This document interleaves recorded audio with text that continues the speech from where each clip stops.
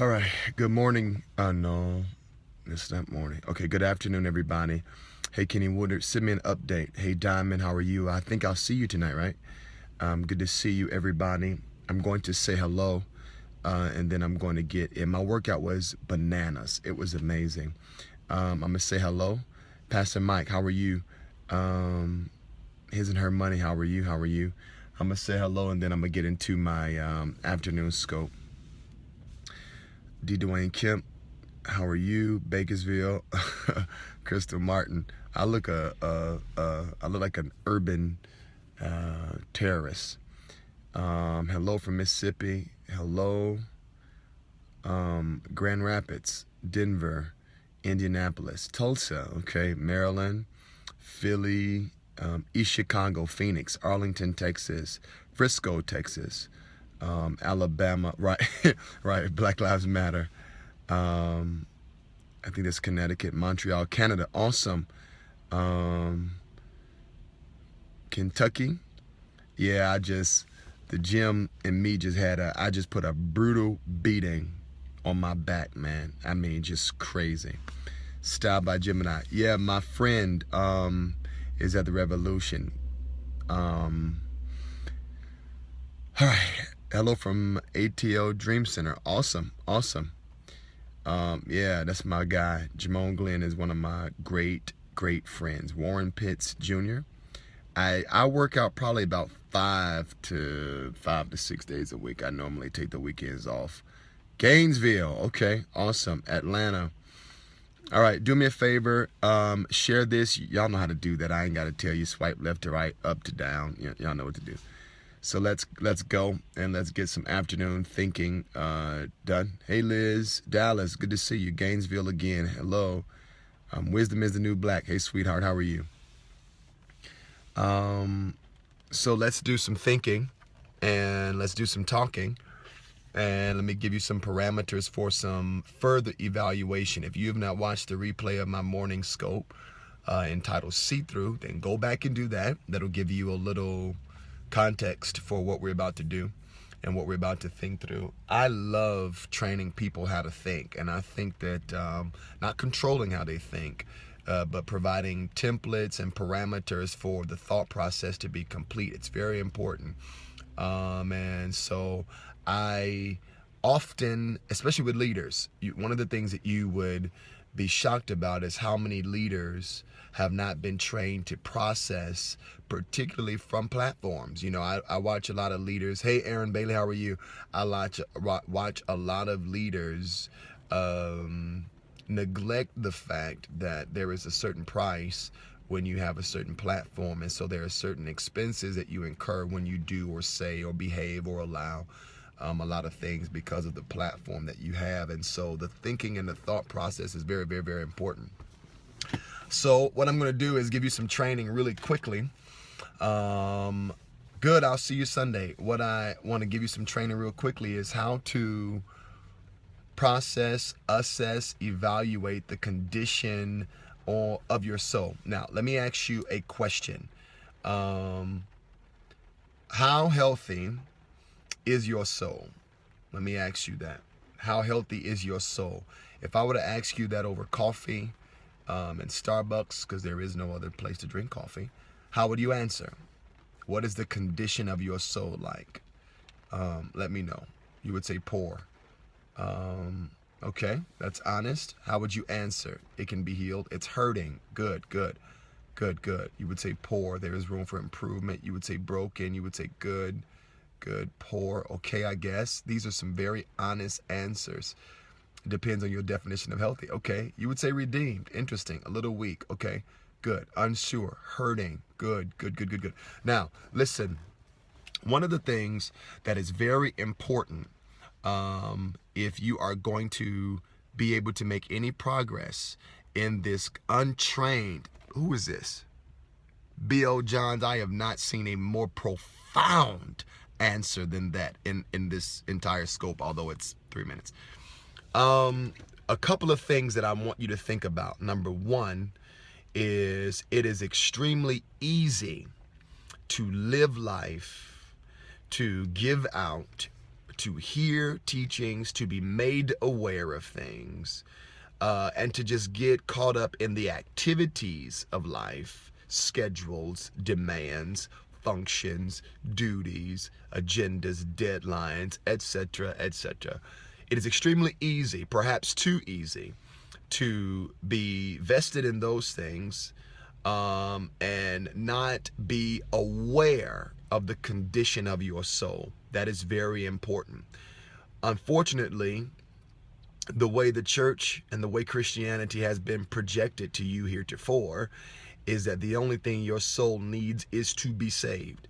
And so when you join church or you accept the Lord as your Savior, and you say, Lord, be the Lord of my life, and you make a commitment card or you join a church, that pretty much takes care of the condition of your soul. And unfortunately, no bigger lie exists.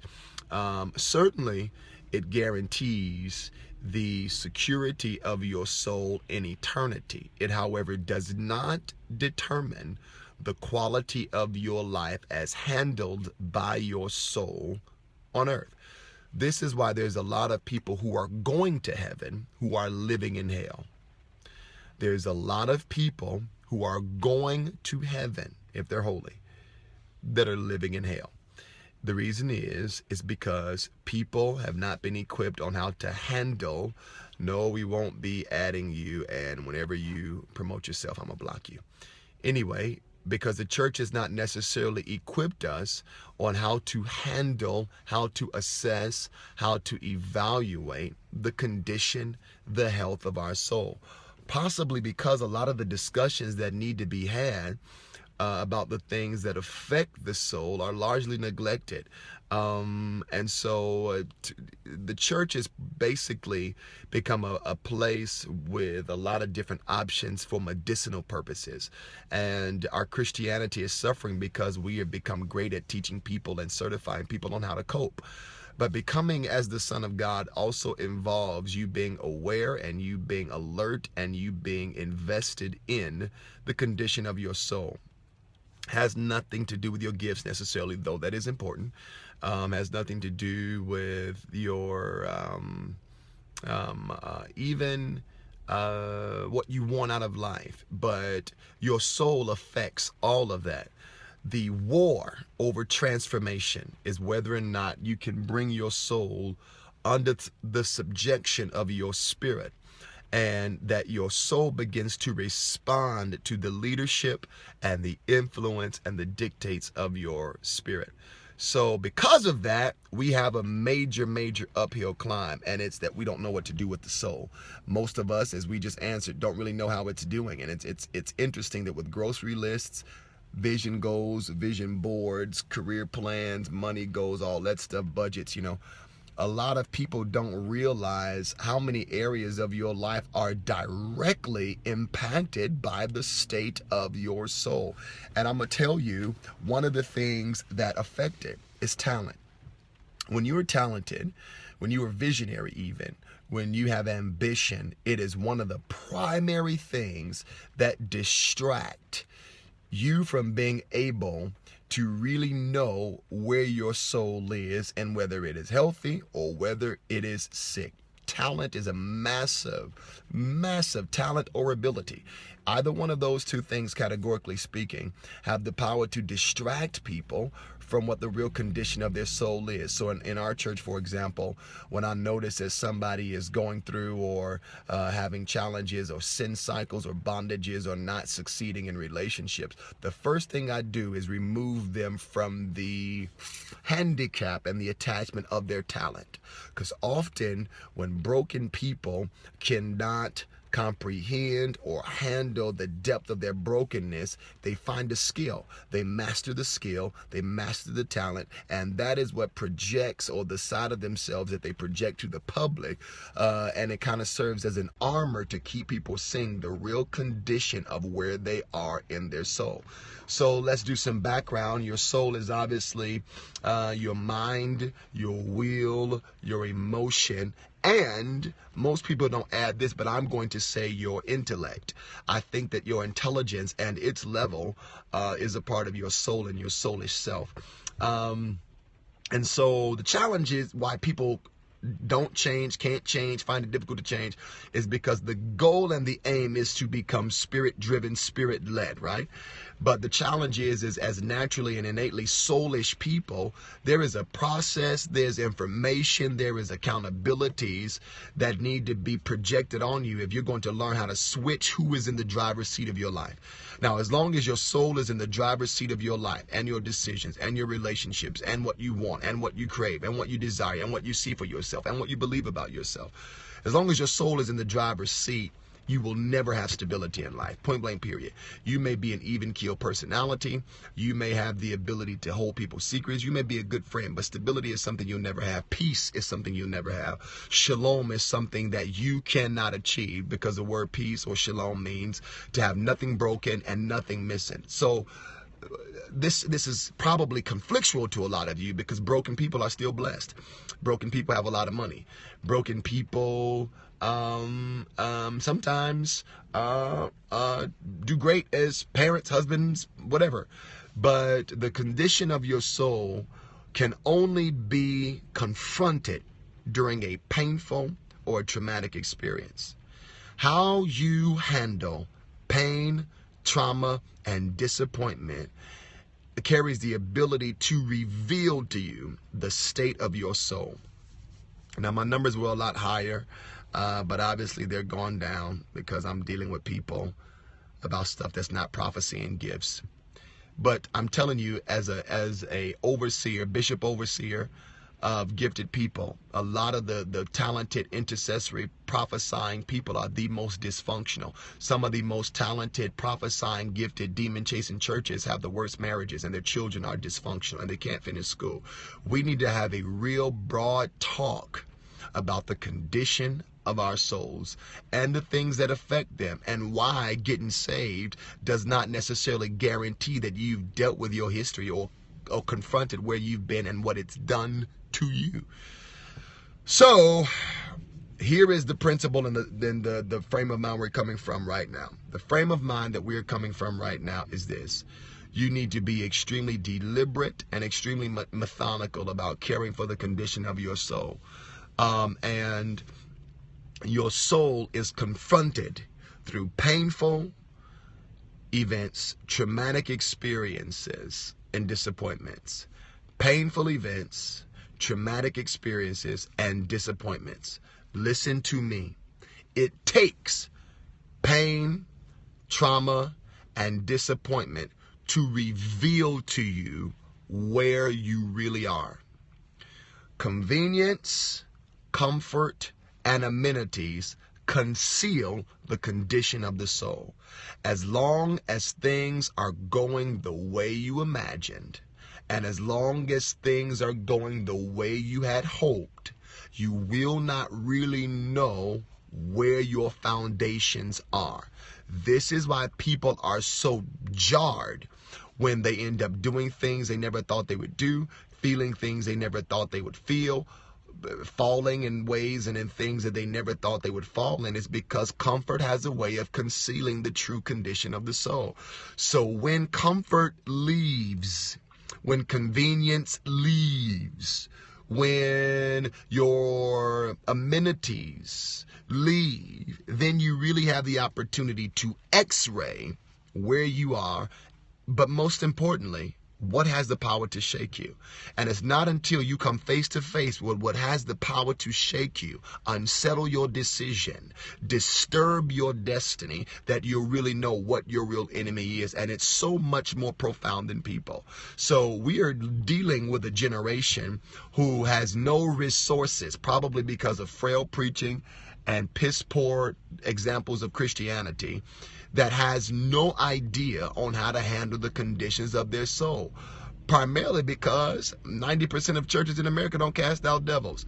So if you have no understanding about demons, deliverance, curses, and bondage, you are not going to succeed at helping people to really deal with and confront the condition of the soul. So you have no hope. I mean, it's sucky news. But if your church don't believe that hell and evil are issues that you need to be worried about, and they are hyper grace, and all they believe is the finished work on the cross was everything you needed to be a peaceful person and a happy person, a whole person, and a forgiving person, you're deceived, and so is your leader.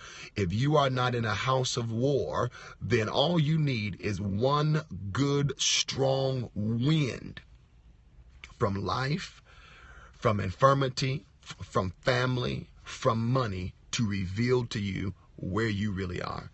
The aesthetics of Christianity all leave when stuff that you don't know how to handle begins to handle you.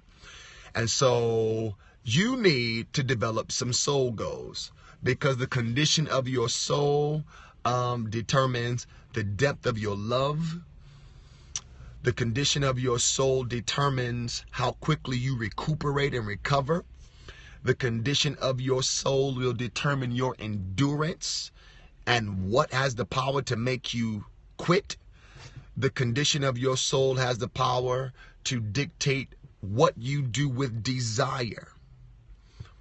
If desire leads you, if desire makes your decisions. See, that this is how you know most of the Christians you know are immature, because they can't stay out of bondage because they don't have the ability to dictate to their own desire. And as long as you are in a realm of your life where desire tells you what to do, you are an immature Christian. When you can't stop having sex, or you can't stop in perversion, or you can't stop being a lesbian, or you can't stop being a homosexual because your desires are running rampant, you never learned that you needed to go through a season of instructing your desire. And 9 times out of 10, the way your church solved it was shoving a microphone in your face or plopping your behind on an organ, because they didn't know. I'm not going to stop. They didn't know how to deal with your issues. So whenever you are in a season of life where your desires lead you, your soul is probably weak. Your soul is probably not strong enough. And I guarantee you, it's not a matter of if you fall, it's when.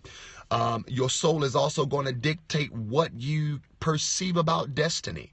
Whether you think that your life assignment is something that really centers around who you are and what you want. The challenge is that our preachers kind of preach destiny and preach favor and preach provision as if it's the American dream, that all God really wants for you is to have a house, a dog, a man, and a company so you can walk around and all of that crap, right? But no, destiny is far more profound than your immediate comprehension, and is never really revealed in one setting. Destiny is something that is revealed progressively to you over a lifetime. And the Lord, and here we go with another person promoting himself, gotta block you. And the Lord knows that you are not really able to handle all of the details of your destiny. So he reveals to you parts of your identity based upon your ability to steward it. So you're not going to always have the full paragraph that explains your purpose. God's going to give you a sentence for a season. Glory to God. That sentence is what's going to determine that season. That paragraph will ultimately be formed as you mature to be able to nurture and to take care and to protect the portion of your purpose that he revealed to you before. And many of you have done a very poor job at protecting the portions of your purpose that he's already revealed. So you don't need any more information. You need to prosper in the sentence he already gave you. Because if God has reason to believe that you will abuse the next season, he'll keep it hidden from you. You won't know what's in you. You won't know what you got the ability to do. You won't know where you got the ability to be. You don't know where he's going to lock you out of it to make sure that you don't brutalize what he sees value in. And one of God's major conflicts with most of you on here is trying to get you to see yourself how he sees you. I just want that to settle in you before I move on. I don't know that I talk to people who has still perceived what heaven sees about them. And the barrier is in the condition of your soul. Why? Because the soul is a lens. It has the ability to dictate how you channel revelation from heaven. when heaven starts to talk to you and reveal to you and give you insight about who you are and what's in you and where you're going and why God scheduled your life for the season he did and why he planned your birthday in the moment that he did in history and why he fashioned and arranged for your mama to be your mama and your daddy to be your daddy and why you were born into the dysfunctional, diseased, disastrous bloodline that you were born into, why you couldn't have had a different set of parents and all of that stuff, why God ejected you and injected you, into that story already in progress. All of that clarity comes from heaven. Its challenge is getting to you through a broken soul. Life has the potential to break you. Traumatic events has the potential to break you. Now, let me tell you this. One of the easiest ways, one of the strongest ways, there are a number of them, but one of the strongest ways, I'm going to give you two of them, that Satan wants to lock your soul in a fractured state is through a traumatic parental experience, to this mother or father wounds, or through sexual experiences. Those are the two primary barricades that Satan uses to make sure that not only he breaks you, but that he keeps you broken. So you start to try to reach beyond that stuff, love beyond that stuff, think beyond that stuff, process beyond that stuff, have covenant beyond that stuff. Parental experiences, mother or father wounds, and sexual experiences are the two primary ways. They're like bookends. If you have a poor familial history and somebody's saying church hurt, and that's absolutely incorrect. There is no such thing as church hurt unless you are in an occult or led by a warlock. And why is the reason I say that? Because if you experience hurt by the hands of people in the church, then you had people hurt. You probably, if you are the type of person that could be devastated by a church, you probably had issues before you got there. You got family hurt. You still go to family reunions. So there's no such thing as church hurt. There's a such thing as hurt. So you're probably a hurt person by the time you already got there. You probably had mom and daddy issues, whether or not you realize it or not, because your family is your first example of what to expect out of people. And when you got to church, you didn't put that stuff at home. You took it with you. So can't blame it on us, bro. You were probably broken when you got there. Anyway, when you end up in somebody saying abortions, well, here's the deal. The abortion is a byproduct of a sexual experience with a person you probably chose because of your ideas from mom and daddy. Those are bookends. So the beginning is a bad parental experience. Then you go through a journey with that beginning point and that bookend. And then the ending part of it is sexual bondage. Most people who have rejection or abandonment ends up falling into lust and some type of sexual sin because the body has a way of expressing the condition of the soul, whether it be in sickness or in sex. You're going to find out what your soul is like with whether or not you are healthy as a person. I just feel the anointing on this. Whether or not you are healthy as a person or whether or not you are in a sexual trap as a person, because the body expresses the condition of the soul. And so you have things in life that happen to you that are not your fault, but is now your responsibility. So this is why the name of this is Soul Goals. If you don't make a conscientious decision and have a diagnostic discussion about what your soul really looks like without the microphone, without the platform, without the audience, and without the crowd, you are going to continue to frustrate yourself by trying to make progress as a very handicapped person. See, you look great, but you're really ugly. There are things that have happened to you, around you, in front of you. It's not your fault, but it is your responsibility. Because unfortunately, the people that Satan used to damage us, the stories that Satan used to damage us, the history that Satan used to happen to us that we've not learned how to handle, nobody is going to reach back to take responsibility for how what they did affected you. It's very uncommon. Sometimes it happens. It's not very likely. So your option, like the lepers outside of the gate in the book of Kings, is, are you going to sit here and die and just continue to try to finish school and get discouraged in the middle point?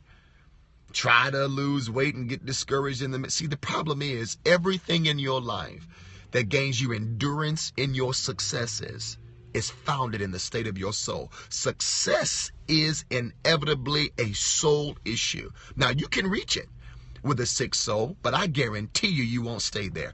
It's the reason why Whitney Houston died of crack. It's the reason why Michael Jackson was a pedophile. It's a reason why Bishop Earl Polk was a homosexual successfully undiscovered 4 years and a drunk. It's the reason why Prophet Paul Cain would have prostitutes in his hotel room and be addicted to drugs and alcohol and have little boys in his hotel room. It's the reason why success is not enough to confirm that you are as healthy as you need to be, because you can manage the machinations and the mechanisms of ministry and production and great careers and still be dying and nobody know it. So yeah, you can get success and be inebriated and intoxicated by those successes, and right in the moment where your success becomes premier, Satan will try to put his hand on one of those genetic codes, one of those devils that you never got the guts or the chutzpah to handle, or you never got a pastor or a real shepherd who wasn't trying to band-aid an issue in your life that needed surgery in ICU and make you fall. Satan has no problem with making you get a public audience. Please. He loves it that way. That way he can embarrass you and attempt to embarrass God by making you fall on your face because you got unfinished business with your history. So, I know I'm talking to you like you my children and my members in my church, and I know y'all not, but let me give you some paternal advice.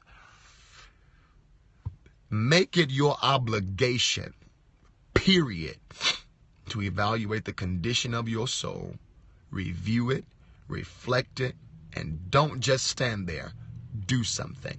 If you have a problem with bitterness, you have a problem with unforgiveness, I know what it is to just be a wounded person. Some of you may not be in sin right now, or, may not be on crack, or any of that, but some of you are just very hurt people. I have been casting out devils for the last 16 or 17 years, and one of the most common demons I've had speak out to people is a devil called deep hurt. There's a woundedness, like a deep hurt that people never learn how to cope with, that ends up turning into a depressed personality.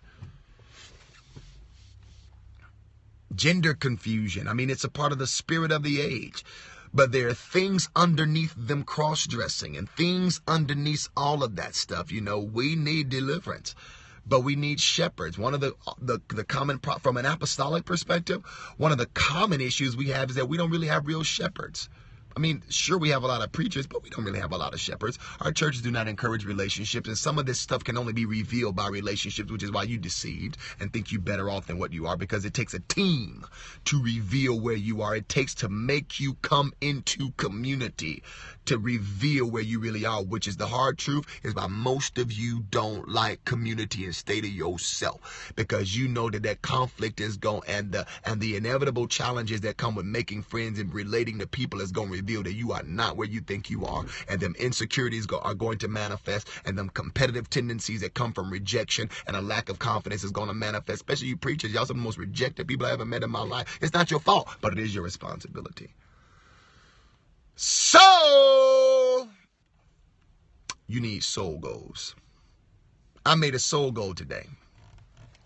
And my soul goal, I don't know how I'm going to get there. I'm not exactly certain. Well, I do know how I'm going to get there, but I made a soul goal.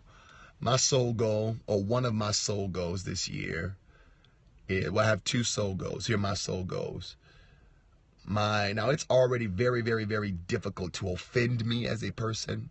Gifts and callings aside, it takes a whole lot. I mean, a whole lot, right? But here are my two soul goals. I have a soul goal to love harder and deeper than I ever have in my whole life for 2016. And I ask the Lord, because I have a tendency to be a very abrasive personality. But I'm like that because I have to protect chambers in my heart that are not destined for everybody. But I have a soul goal to get myself together to be able to love the hardest I ever have in my life. That's my soul goal this year. God is sending me a bunch of broken people, a bunch of broken leaders, and I need to love at the level that it takes to bleed over to my house and my network so that God can trust us with the people that are hurting the most in the world. So if I want it on my house, I've got to get myself together.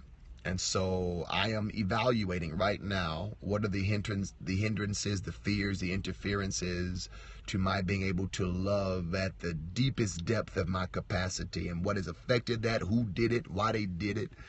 Am I still dealing with pain from previous experiences or betrayal? Am I grieving prodigals? Whatever. But my goal is to love on a level I never had before in my life, because if I achieve that and that bleeds over to my church, then it will affect us in our growth, in our expansion, in our deliverance anointing, and our warfare ability, because it means that God can trust us with everybody. And the Lord spoke to me that if he can trust me with the ones that nobody wants, he can trust me with the ones that everybody wants. I know there's a day where, like Samuel, there'll be kings that call me their father. But it's not because I aspire to do it. It's because I'm learning to love the ones that nobody wants and to make place for those that nobody has time for in my church. So that's my goal. Pray for me. My other goal, my other goal, what's my other soul goal? I was just thinking about it.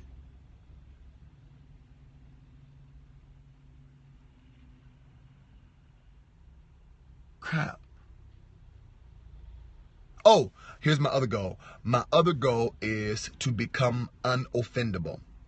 I want to grow in soul maturity, in soul perspectives, where it is impossible to offend me. And it's hard now, but I don't know that it's impossible. People have done a couple of things this year. There's a couple of areas you can touch in my arena that'll hit a nerve, and one of them is my wife. I get, because she's so nice. I mean, it's Jesus, youngest daughter. If people say or do things to my wife, I am very overprotective of my church. I am very overprotective over my spiritual sons and daughters.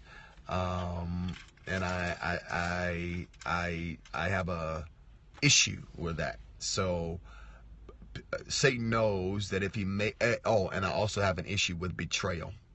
That issue of betrayal, I've mastered, how to handle jealousy. I don't care, but that issue of betrayal is a soft spot. And so my two soul goals for 2016 is to love on a level I have never loved at before in my life, in a depth. Now, don't get it twisted. Don't mean I'm going to be nice to everybody. But I'm going to become a much more profound lover than I ever have. And I'm going to work on becoming unoffendable, which means that I've got to do a lot of soul discipline. I've got to limit how much time I spend thinking about the stuff people do and say, because those are some practical stuff. Like, if you are a person who is easily offendable, or easily offended, then it means you spend a lot of time meditating on, and you spend a lot of time becoming acquainted with what people said or did. So one of the practical keys to becoming unoffendable is limiting how much mental space you give people's words, actions, feelings, or views. But the benefit that I have is that I'm not a people pleaser. I mean, it's sometimes to a fault. I really don't care about what anybody thinks to any degree. I probably need to adjust that, but I could care less. I was out with my friends, and he was like, these preachers, I hear it all the time. They say you only in it for yourself and you're unrelatable. And I told them I could give a nickel's worth of dog meat what these preachers say. I do not care. I really don't care. So that helps me when learning how to not be offendable, because I don't invest attention into the stuff that's projected to other people. I have no obligations to make sure that your ideas of me are correct. It's a drainer. So those are my two goals. My two goals are love at a level much more profound than I ever have, to allow the Father heart of God to be branded in my life and branded in my chest, so that God can send me everybody he wants to send me, and to become unoffendable. So that it is virtue. I don't care what you say, what you post, what you imply, how you gossip. I really want to be so focused that my focus can never be impacted by what you do and or say. So those are my two soul goals. Give me two soul goals for you. What are your two soul goals? I'm just going to take your goals. You can have them. Do it. What are your two soul goals? Nicholas, to not be deep hurt. Okay, you need deliverance. Fearlessness, good. Be delivered from the spirit of fear. That's a profound soul goal. Rejection and fear, okay. To open up my heart more to community. Awesome, awesome. Discipline and devotion, okay, okay. Protect time with people I love, okay. Definitely defense. Boldness, awesome, awesome. Love more, fearlessness, okay, to love more. Good, good. Transparency, goals, those are great soul goals. Great soul goals. Forgive completely. Come on, that's right. Learn how not to be rejected in every area. Come on, come on. You're taking mine. Good, good, good. Forgive faster. Yes, yes.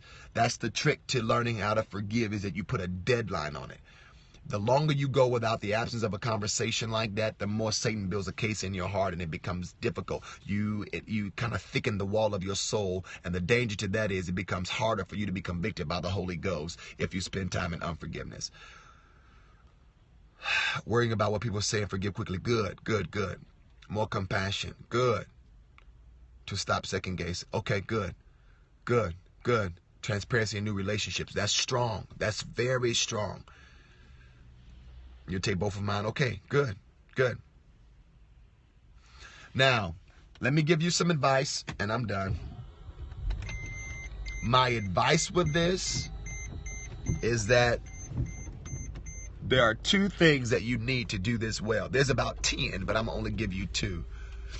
And one of them is, without worship, you're going to fail horribly at this period. You're not going to be able to train your soul, dictate your soul, or bring healing to your soul without the presence of God. So without worship, you're done, bruh.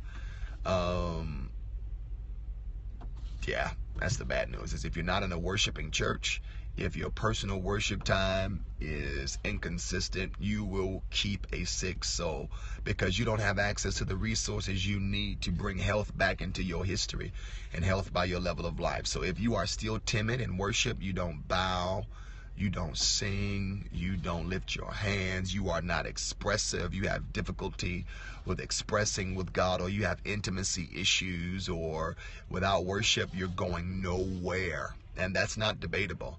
Without worship, you have no ability to have the condition of your soul treated. So that's number one. You're going to have to really, really, really, really move yourself deeper into the presence of God, because He is the healer. Without worship, you're going to stay this way. And you're not going to have the ability to be pliable enough to be provoked when the Holy Spirit makes you make changes.